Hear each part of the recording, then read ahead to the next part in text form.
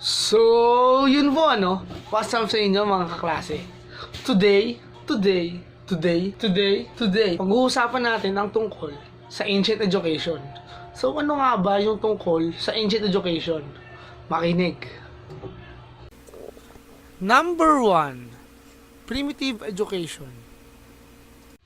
In primitive period, education is acquired through enculturation, which is the process of cultural transmission.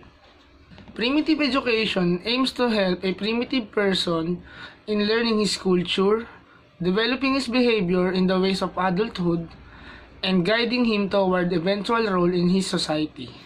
The purpose of primitive education is to guide children to become a good members on their tribe.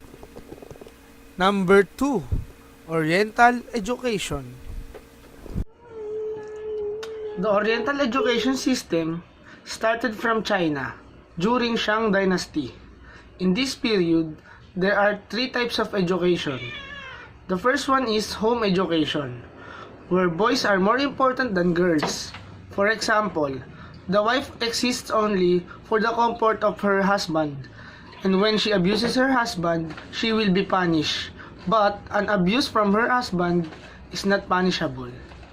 The woman's primary duty is mostly at home, and that is to bring up her children by instilling the 2 cardinal virtues, and that is the obedience and politeness.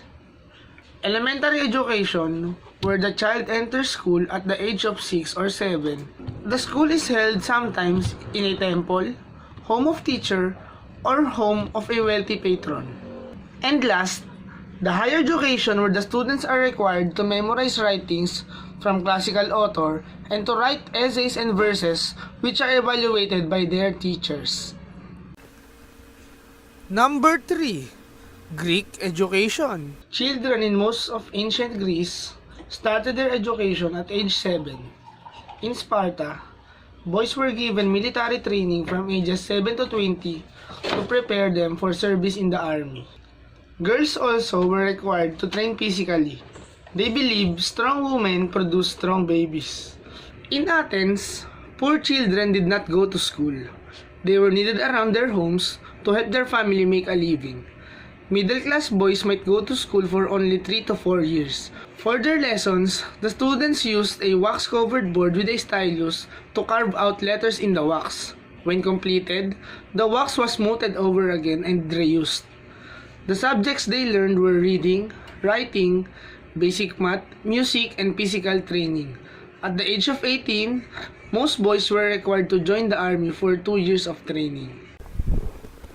Number 4, Roman education. Education in Rome was mainly for boys that came from wealthy families. Girls rarely attended school because they married at such a young age. Some girls from richer families were educated at home.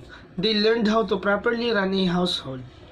Learning in ancient Rome times was based on fear.